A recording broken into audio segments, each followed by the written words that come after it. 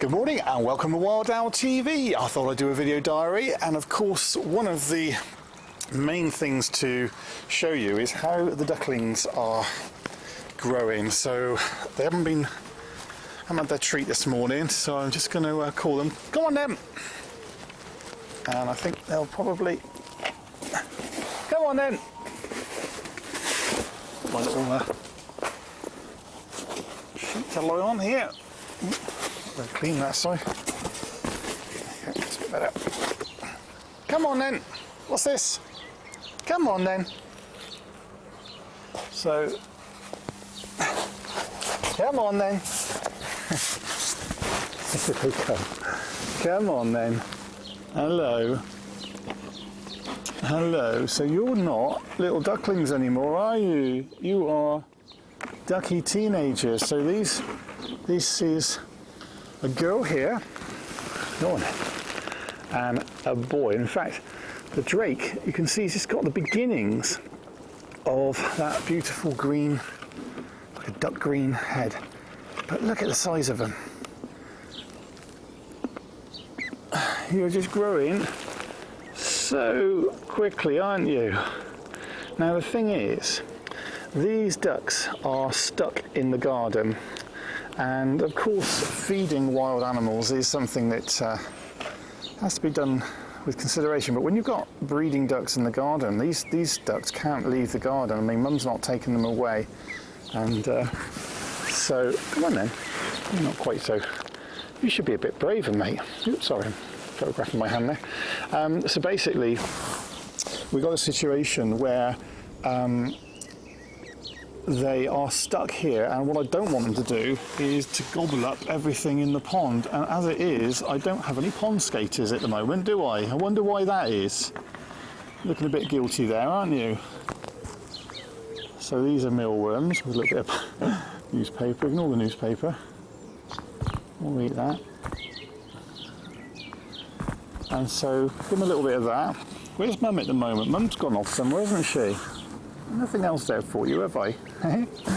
But they do still retain, even though when I've got the worms, they'll come to me. The minute that the worms are gone, they do retain a healthy distance from me, because they don't like being touched, do you? No, exactly. And that's the way it should be, isn't it? So I'm going to give you just a couple more. And you, of course, are both very healthy, but then, in theory, there should have been about 12 of you, and I'm blooming glad they didn't. I don't think I could afford 12 of you. I think Mum definitely would have taken you off. So now let's make sure that you get some as well. Keep my hand closed, and that way. So these little ducklings, well, they've been a joy, I have to say. Even though Foxy has been trying to get you, hasn't she? But then Foxy's got little ones to feed as well. So we've been giving Foxy some day-old chicks from the owl's food, haven't we? And that's been helping her. And she's not been quite so incessantly hunting you, has she? She's largely ignored you. I think she realises now you're older, you're not so vulnerable. And Mum has, oh goodness me, has she done a good job looking after you guys. Now the thing is, like I say, having these ducks in the garden, you know, they are eating things, and I've no idea what it is that you've been eating. I will never know, will I? All I know is that it ain't going to be long before you're flying off. So you're getting your flight feathers slowly and surely, they're growing, and it's just really now about wings, isn't it? About your primaries. Once you get your primary feathers, you're going to be shooting off. And I wonder if you'll come back and see me. Will you come back and see me? Hey? Will you come back and see me? Got nothing there, my darling. So yeah, it's been an absolute joy, hasn't it? And of course, Mum is away right this moment. I don't know where she's gone, probably Kingsgate Park. I reckon 10 days at the most, maybe even just a week. It's just unreal how quickly they are growing. Every day they change. But they're both very sensible, and they've been, Mum's been, like I say, such a constant guardian to them, and they know that when she's not around to go in in the pond, but of course because I'm here you'll come out, won't you? But once I go back inside, then you'll go on the pond and wait there in safety, won't you? We should have called you Jack and Jill, shouldn't we? Missed that trick really. We didn't completely know you were going to be a girl and a boy. I think it's very nice that you are a girl and a boy. It's quite appropriate as there's only two of you. When are you going to get your quack then? Okay. So they know there's no more and they're going to go back on the pond now. So let's get up off the floor. And I'll show you what else has been going on in the garden, because it's changing all the time. Now this last week's not been very good. Obviously weather's not been fantastic. Well, I say last week, the last few days. But things have still been growing because we have that light in the sun. It really does make a difference. So I've got nasturtiums growing in various places, hopefully out of the reach of slugs because they've been killing the ones down the other end of the garden. So these nasturtiums are going to be used for food plant for the small white and large white butterflies, so it won't be long before we start seeing the butterflies laying their eggs on those plants. The jasmine is just delightful, beautiful smell from the jasmine. That's growing really fast, and we've got these other wildflowers. I've explained which ones they are before, and they're all growing. The stalks are coming up now, so I've got stalks in there, night scented stalks, and I've also got some over here as well, so they're gradually coming up. And the St. John's wort, well, that's very slow in growing, but that is gradually coming up as well. And this beautiful wildflower, this has come from seed, last year's seed, and it's come up, and look at this. Now, I haven't seen anything on it yet other than a few hoverflies, but I've no doubt that has a real value, and I don't know what it is. I'll find out one day. I've just planted some echinops, which is globe thistle, in this corner, which I've been propagating in my little propagator, so I'm hopeful that they will grow up, because echinops is a really good plant for bees and stuff. And then here we have red valerium and of course the alliums. I just can't tell you how amazing comfrey is for bumblebees. It is absolutely full of bees the whole time, this comfrey, and they just love it. Let's put that back in focus. They really do love this plant. So if you want to attract bumblebees and you've got the space for it, you won't go far wrong with comfrey. It's not the nicest looking plant on the planet, but it's very, very functional, and is, like I say, it's just constantly buzzing with bumblebees. There always seems to be bumblebees, so this is obviously a very, very good plant for bumblebees, and very easy to grow, and you almost can't kill it. I mean, it just keeps coming up every year. So a lot of the shrubs are now coming up nicely. The buddleias aren't yet in flower. The honeysuckle is just coming into flower, so that's nice. So that will also be providing nectar for various species. I've got some tobacco plant in here in different places, Nicotiana, and that is to attract the convolvulus hawk moth. Robin's just come in there. Now the robin, I was just checking the moth trap just now, and the robin was right near me hoping to grab one, and I had to shoo him away because we don't want to lose any moths to a robin.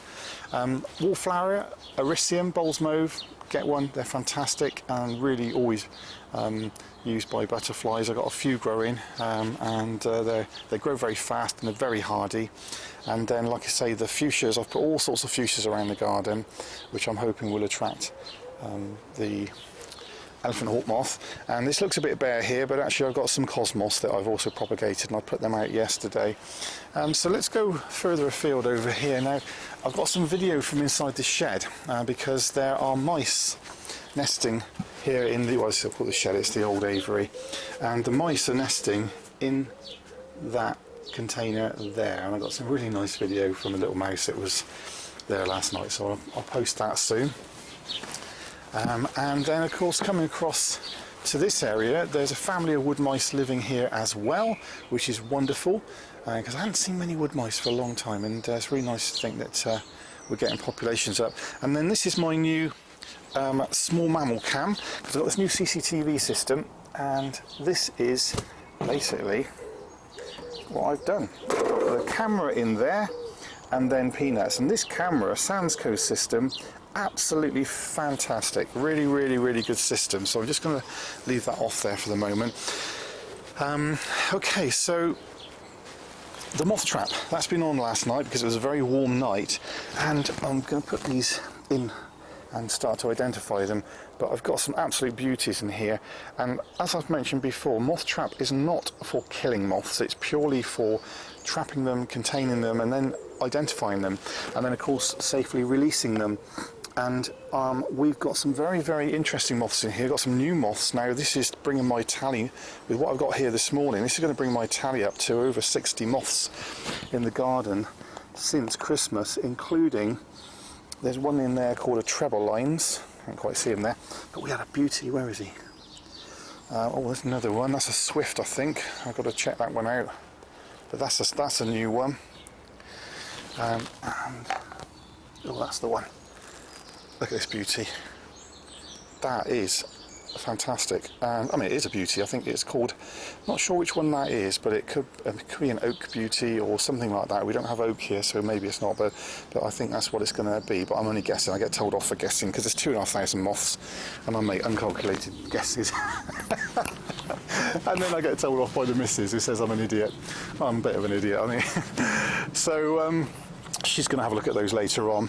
I've planted here a few bits and bobs, including some teasel, and we've got some more night stocks there.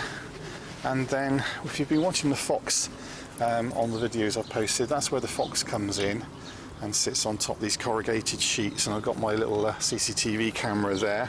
I've applied nematodes to this whole area here because the slugs have been eating my nasturtiums, as you can see. This should be absolutely full of nasturtiums, and the blooming things get in there. Now, I don't want to use slug pellets, obviously, in the organic garden, so I'm using nematodes, and I'm hoping that they will do the job. But you can see, I mean, we all know how destructive slugs and snails can be, and this is what's happening. I mean, these plants just aren't growing, so hopefully they will make a difference. Just realised I haven't let Jazz out of her aviary, so we'll just quickly do that for her. She's got comfrey in her aviary, and the bees are still managing to get in and out and pollinate that, which is nice. So she has to go in here because she's so blooming noisy. Hello. Good morning. You were noisy last night as well, weren't you?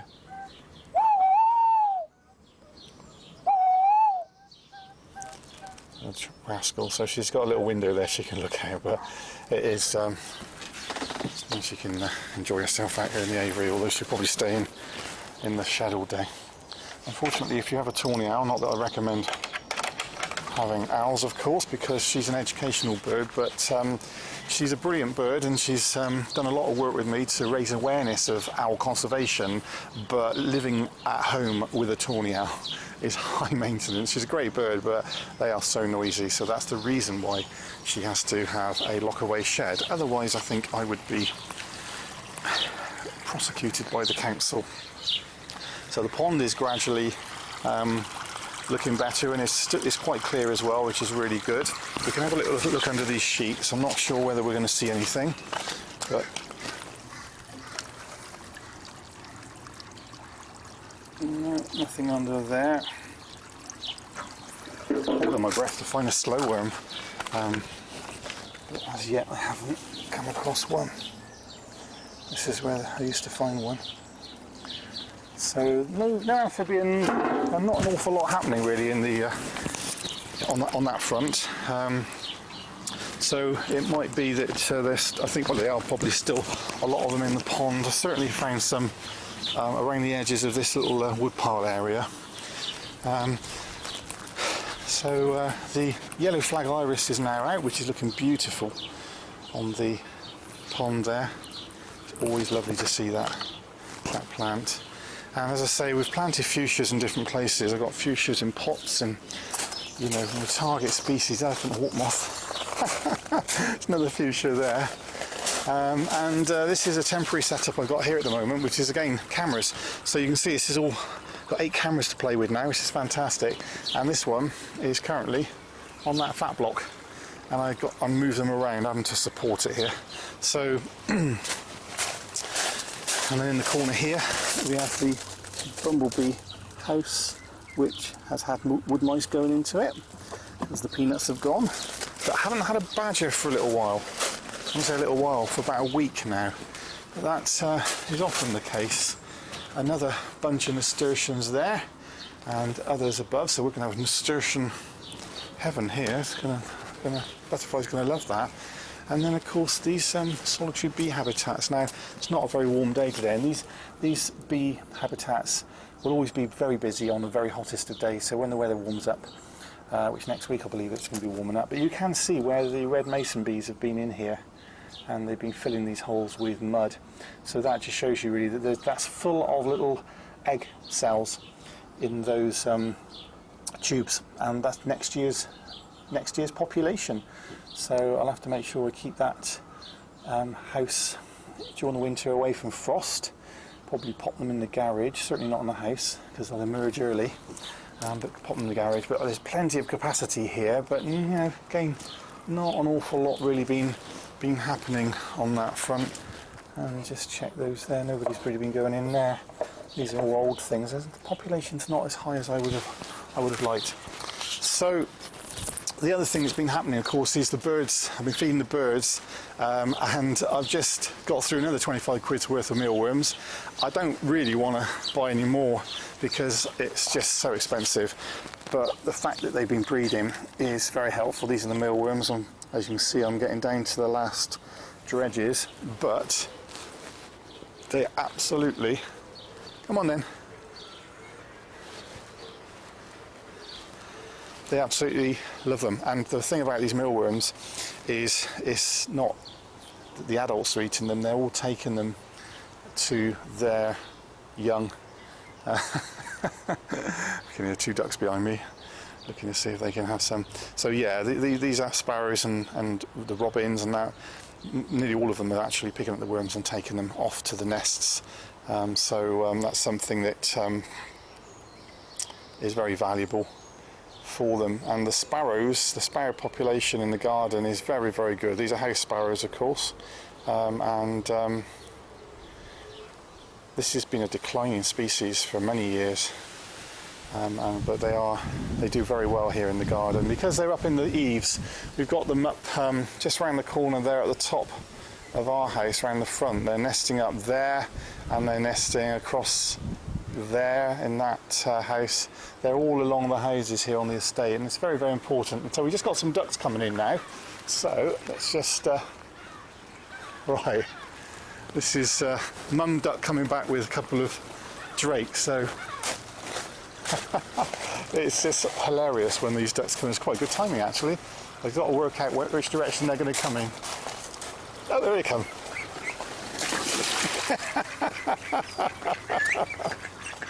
How about that? Just amazing. So I think we'll finish on Ducky coming back. So thanks for watching Wild Owl TV. See you soon. Bye.